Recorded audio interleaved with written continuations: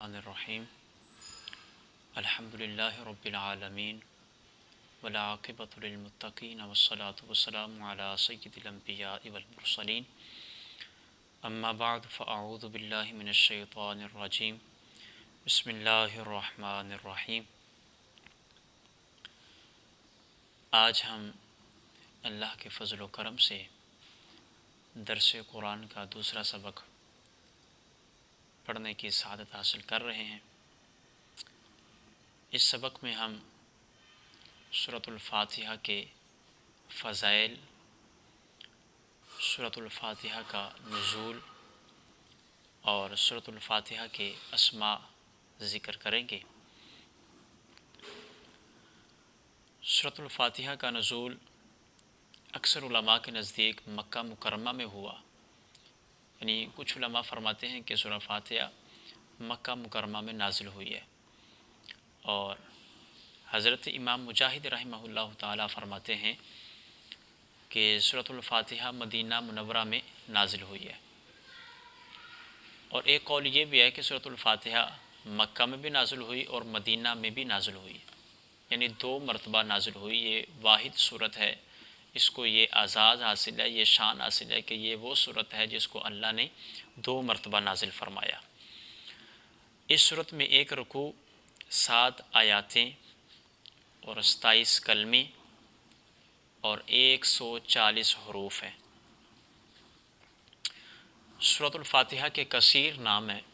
بہت زیادہ نام سورۃ الفاتحہ کے علماء نے ذکر کیے، جن کی وجہ بھی بیان فرمائی، اور ان میں سے جو 15 نام ہیں یہ مشہور نام ہیں، تو ان میں سے چند نام آپ کے سامنے ذکر کروں گا۔ نمبر 1، اس سورت کو فاتحۃ الکتاب کہا جاتا ہے، اور اس کے فاتحۃ الکتاب کہنے کی وجہ علماء نے یہ بیان فرمائی ہے، سورہ فاتحہ سے قرآن پاک کی تلاوت شروع کی جاتی ہے، اور اسی سورہ سے قرآن پاک لکھنے کی ابتدا کی جاتی ہے، اسی وجہ سے اس کو فاتحۃ الکتاب کہا جاتا ہے۔ نمبر 2، اس سورت کی ابتدا الحمدللہ سے ہوتی ہے، اس لیے اس سورت کو سورۃ الحمد بھی کہا جاتا ہے۔ تیسرا، اس سورت فاتحہ کا جو تیسرا نام ہے، جو بہت ہی اچھا اور بہت پیارا نام ہے، اور یہ نام اس لیے کہا جاتا ہے کیونکہ یہ جو سورت ہے یہ قرآن پاک کی اصل ہے، اس لیے اس سورت کو ام القرآن اور ام الکتاب بھی کہتے ہیں۔ 5واں جو اس کا نام ہے، اس کو السبع المثانی بھی کہتے ہیں، یعنی اس کا مطلب ہے بار بار پڑھنے والی صورت، بار بار پڑھی جانے والی صورت، اس کو سبع مثانی بھی کہتے ہیں، یعنی یہ ہر نماز میں پڑھی جاتی ہے، چاہے نوافل ہو، چاہے نماز فرائض ہو، چاہے سنت ہو، چاہے نوافل ہو، جو بھی بندہ نماز پڑھے، اللہ کی عبادت کرے، تو سورہ فاتحہ ہر نماز میں پڑھی جاتی ہے، اور یہ بار بار پڑھی جانے والی صورت ہے، اس لیے اس کو سبع مثانی بھی کہتے ہیں۔ اور اس صورت کو سورۃ الشفاء بھی کہتے ہیں، اور سورۃ الشفاء کہنے کی وجہ یہ ہے کہ یہ جو صورت ہے یہ ہر مرض کے لیے شفا ہے، اس لیے اس صورت کو سورۃ الشفاء بھی کہتے ہیں۔ اور بھی کثیر علماء نے اس کے نام ذکر کیے ہیں،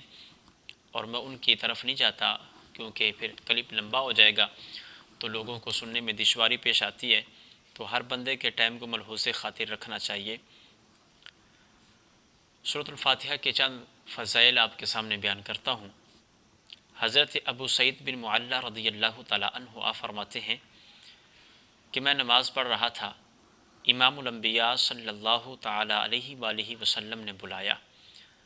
فرماتے ہیں لیکن میں نے جواب نہ دیا کیونکہ نماز میں مشغول تھے، اس بنا پر آپ نے جواب نہ دیا۔ تو نماز سے فارغ ہو کر امام الانبیاء کی بارگاہ میں حاضر ہوئے، تو تاجدار مدینہ سرور قلب و سینہ رسول اللہ صلی اللہ علیہ وسلم نے فرمایا کہ اللہ نے یہ نہیں فرمایا استجیبوا للہ وللرسول اذا دعاکم، اللہ اور اس کے رسول کی بارگاہ میں حاضر ہو جاؤ جب وہ تمہیں بلائیں، یعنی جب بھی اللہ اور اللہ کا رسول بلائے تو فوراً اللہ کے رسول کی بارگاہ میں حاضر ہو جاؤ۔ اس کے بعد امام الانبیاء نے فرمایا کیا میں تمہیں تمہارے مسجد سے نکلنے سے پہلے قرآن پاک کی سب سے عظیم صورت نہ سکھاؤں؟ یہ حضور پاک نے آپ کو فرمایا۔ آپ فرماتے ہیں پھر امام الانبیاء نے میرا ہاتھ پکڑا جب ہم نے نکلنے کا ارادہ کیا تو فرماتے ہیں کہ میں نے امام الانبیاء کی بارگاہ میں عرض کی، یا رسول اللہ صلی اللہ علیہ وسلم، آپ نے یہ فرمایا تھا کہ میں آپ کو قرآن پاک کی سب سے عظیم صورت نہ سکھاؤں، تو وہ عظیم صورت کون سی ہے؟ تو آپ فرماتے ہیں جب میں نے یہ کہا تو امام الانبیاء نے مجھے سورہ فاتحہ کی تعلیم فرمائی۔ تو گویا یہ سورہ فاتحہ وہ ہے جو قرآن کی سب سے عظیم صورت ہے۔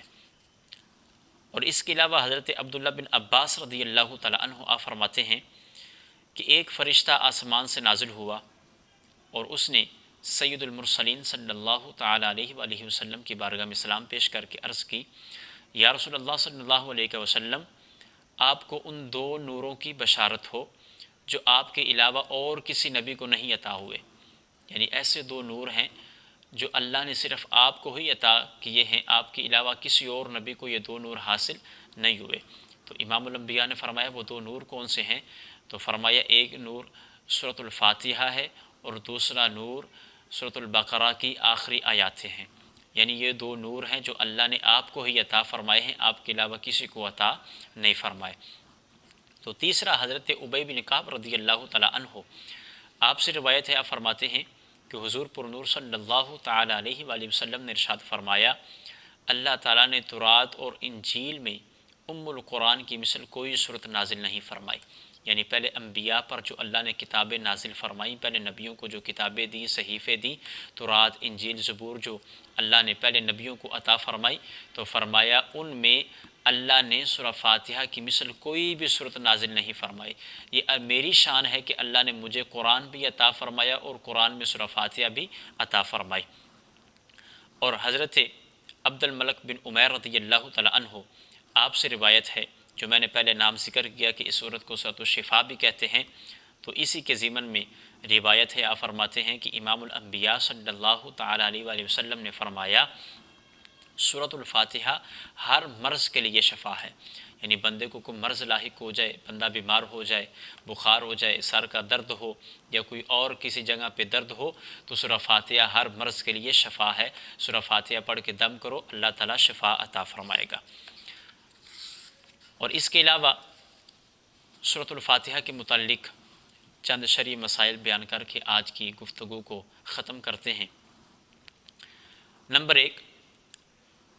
نماز میں سورہ فاتحہ پڑھنا واجب ہے، یعنی جو بندہ نماز پڑھ رہا ہو، چاہے نوافل ہو، چاہے فرائض ہو، چاہے سنت ہو، تو ہر رکعت میں سورۃ الفاتحہ کا پڑھنا واجب ہے۔ اگر فرض پڑھ رہا ہے،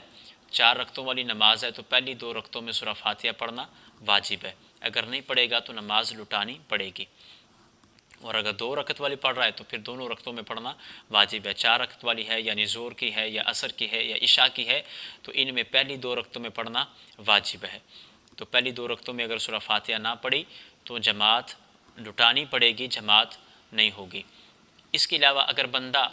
امام کے پیچھے ہو تو پھر اس کے لیے کیا حکم ہے؟ کیا اس کو بھی فاتحہ پڑھنی چاہیے کہ نہیں؟ تو علماء فرماتے ہیں جو بندہ امام کے پیچھے ہو تو اس کو سورہ فاتحہ نہیں پڑھنی چاہیے، بلکہ وہ ثنا پڑھے اور ثنا پڑھ کے خاموش ہو جائے، امام قرات کرے، کیونکہ اس کے بارے میں امام الانبیاء کی حدیث مبارکہ ہے، میرے آقا نے فرمایا کہ جس بندے کا کوئی امام ہو تو امام کی قرات ہی مقتدی کی قرات ہے۔ تو اس لیے مقتدی کو چاہیے، چاہے وہ سری نماز ہو یا جہری نماز ہو، جیسی بھی نماز ہو، سری سے مراد ظہر کی نماز ہو یا عصر کی نماز ہو، اور جہری سے مراد یعنی جس نماز میں بلند آواز سے قرات کی جاتی ہے، کہ فجر کی نماز ہو یا مغرب کی نماز ہو یا عشاء کی نماز ہو، تو پانچوں نمازوں میں چاہے سری ہو چاہے جہری ہو، اگر بندہ امام کے پیچھے ہے تو پھر اسے چاہیے کہ وہ امام کی قرات سنے اور خاموش رہے اور امام قرات کرے، کیونکہ آقا کی حدیث ہے کہ امام کی قرات ہی مقتدی کی قرات ہے۔ تو دعا ہے کہ اللہ تعالی ہمارا یہ